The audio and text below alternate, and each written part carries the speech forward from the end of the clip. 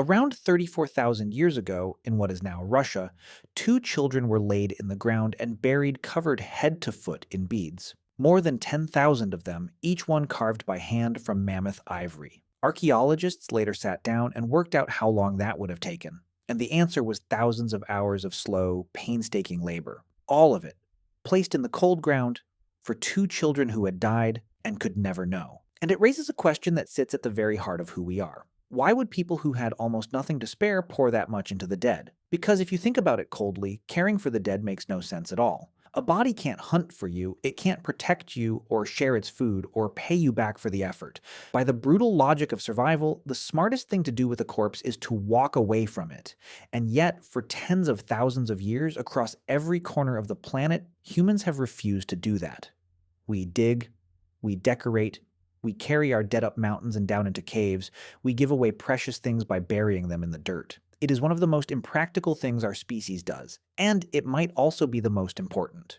Because the moment a creature starts to care for its dead is the moment it stops being just an animal. So let's go back to the beginning and find out when that moment was. And here is the first surprise. It may not have started with us at all. Deep in a cave in northern Iraq called Shanidar, archaeologists uncovered the remains of several Neanderthals, including one man laid carefully on his side.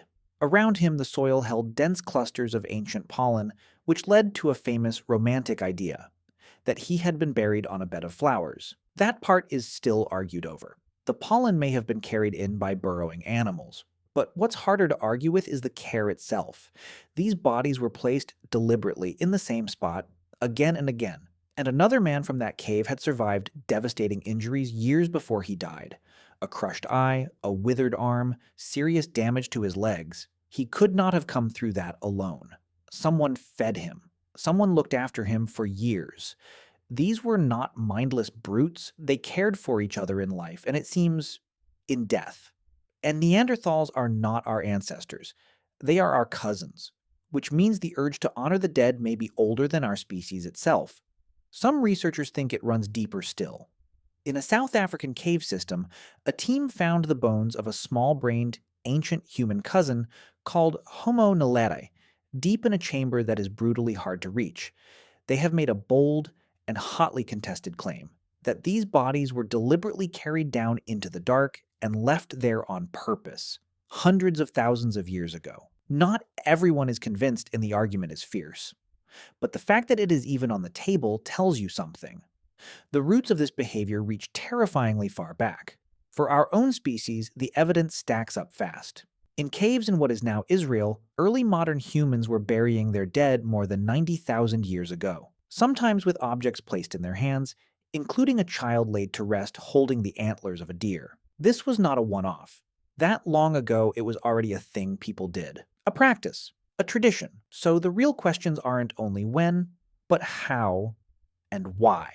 And the how is astonishing. Think back to those children in Russia under 10,000 beads.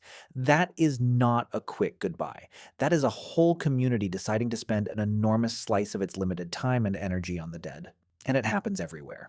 In a cave in Wales, a young man was buried around 33,000 years ago, his body stained deep red with ochre and laid out with carved ivory ornaments.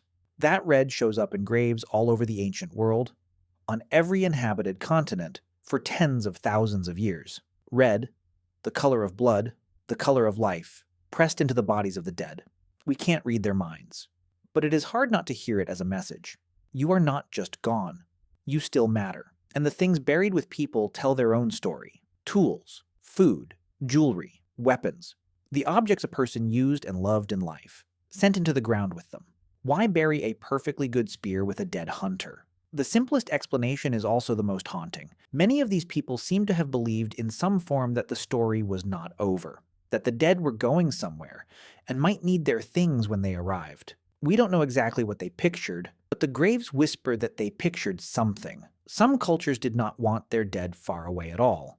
At a 9,000-year-old town called Çatalhöyük in what is now Turkey, people buried their loved ones directly beneath the floors of their own homes, under the very platforms where they slept. The dead stayed in the house, part of the family, close underfoot. In other places, people went further. They would dig up a skull and carefully rebuild the face in plaster, with shells set in for eyes, turning the bones of an ancestor back into a face you could look at and keep and talk to. They were not trying to forget their dead. They were trying to hold on to them. But burial is only one answer, and our ancestors found many. Some gave their dead to fire.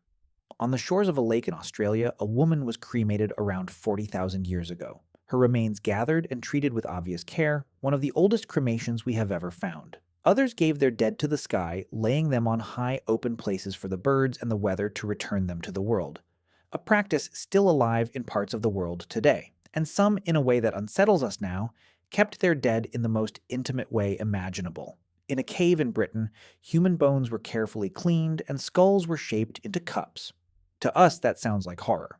But for them, it was very likely the opposite, a way of keeping a loved one inside the living so that they were never truly lost.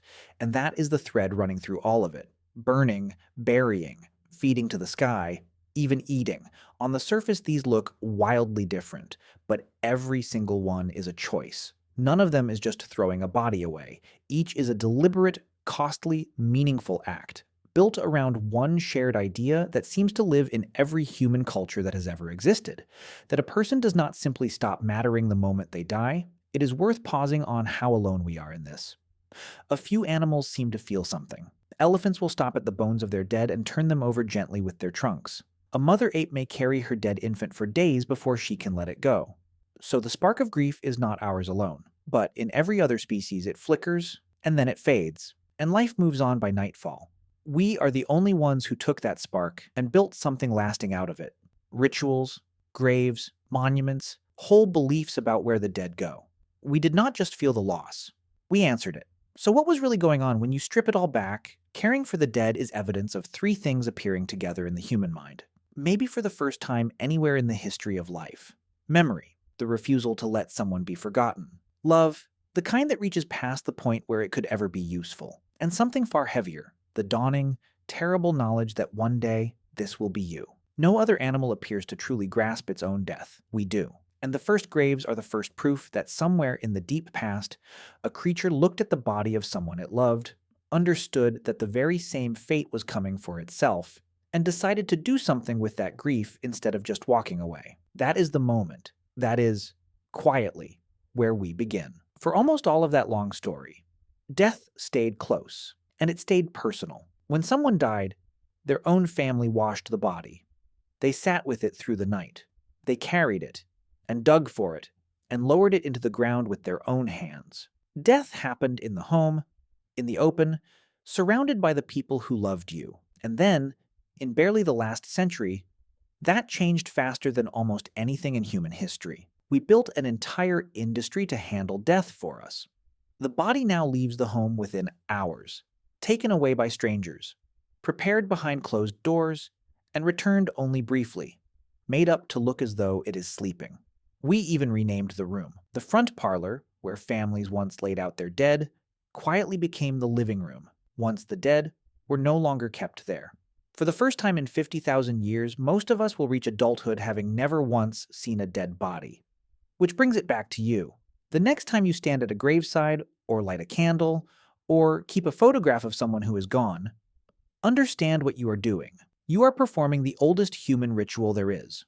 Older than farming, older than writing, older, perhaps, than our species. You are doing the very thing those people did under 10,000 beads in the red earth, beneath the floors of their homes. You are saying, across 50,000 years, in the one language that has never changed, you mattered, and I will not let you be forgotten. If you made it this far, you're exactly the kind of person I make these for. Subscribe, and we'll go find the next strange thing together. The first thing that made us human may not have been a tool, or a fire, or a word. It may have been a grave, the simple, useless, unbreakable decision that a life was worth remembering.